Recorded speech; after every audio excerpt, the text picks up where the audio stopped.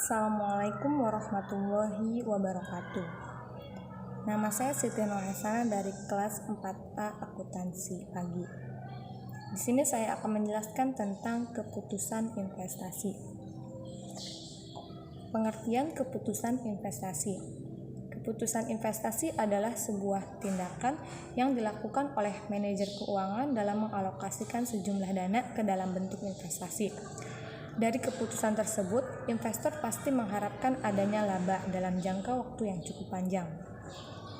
Sifat investasi. Sifat investasi yang harus kita ketahui terlebih dahulu sebelum yakin mendapatkan dana yaitu 1. Independent project atau project mandiri. Project ini memutuskan untuk berinvestasi di suatu entitas usaha di mana investor yakin investasinya akan tepat. Alasannya bisa dari penerapan proyek investasi perusahaan tersebut memang dirancang demikian, atau karena fungsi proyek investasi setiap investor yang berbeda satu sama lain, sehingga tidak menutup peluang banyak investor untuk mendapatkan profit. Yang kedua yaitu mutually exclusive project atau proyek yang saling eksklusif. Persoalan fungsi proyek investasi yang sama antara investor satu sama lain. Jika kamu mengincar suatu entitas usaha untuk berinvestasi, pastikan dana alokasi investasi yang kamu miliki kuat agar peluang untuk diterima semakin besar. Dasar keputusan investasi. Dasar keputusan investasi yang kita harus ketahui adalah sebagai berikut, yaitu 1. Return. Keuntungan yang didapat dari menanam dana pada sebuah instrumen investasi. Yang kedua, resiko, sebutan untuk kerugian yang dialami oleh investor. Yang ketiga, hubungan tingkat resiko dan return harapan. Hubungan yang bersifat searah dan linear. Semakin besar resiko suatu aset, semakin besar pula return harapan atas aset tersebut. Demikian juga sebaliknya. Cara pengambilan keputusan investasi. Langkah atau tahapan dalam proses keputusan investasi yaitu 1. Penentuan tujuan investasi. Pada tahap ini, investor harus tahu apa tujuan mereka dalam berinvestasi. Apakah itu jangka panjang atau jangka pendek? Resiko tinggi dengan potensi keuntungan yang tinggi atau resiko rendah dengan keuntungan yang rendah. Yang kedua yaitu penentuan kebijakan investasi. Tahapan ini dimulai dengan penentuan keputusan alokasi aset, asset allocation decision.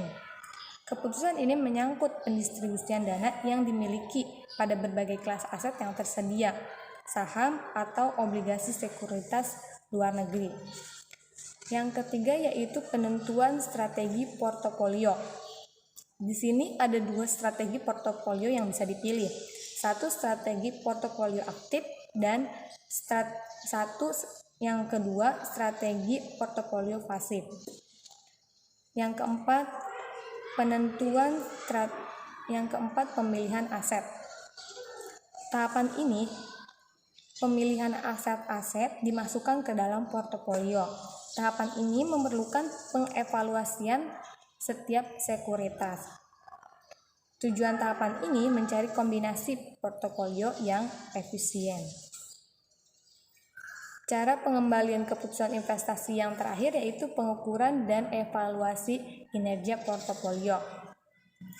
Tahapan ini bisa dikatakan tahapan final dan penentuan apakah keputusan investasi sudah layak atau belum.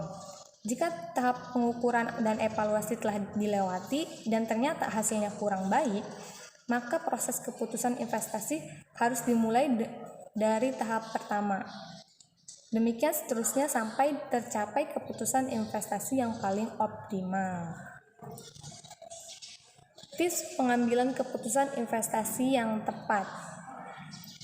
Para investor yang akan atau baru terjun ke dalam dunia investasi, berikut tips beberapa cara pengambilan keputusan investasi yang tepat. 1. Kenali dulu jenis investasinya. Yang kedua, tentukan tujuan dan kebijakannya. Yang ketiga, tetapkan strategi portofolio investasi. Yang keempat, melakukan diversifikasi. Yang kelima, menghitung tingkat keuntungan dan resiko. Yang keenam, tentukan jangka waktu investasi. Yang tujuh, mengenali karakter diri sendiri sebagai investor. Dan yang kedelapan, evaluasi kinerja portofolio. Mungkin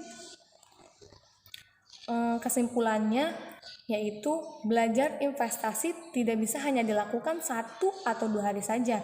Seperti berbisnis, dalam berinvestasi kamu tidak hanya siap mendapatkan keuntungan tapi juga kerugian.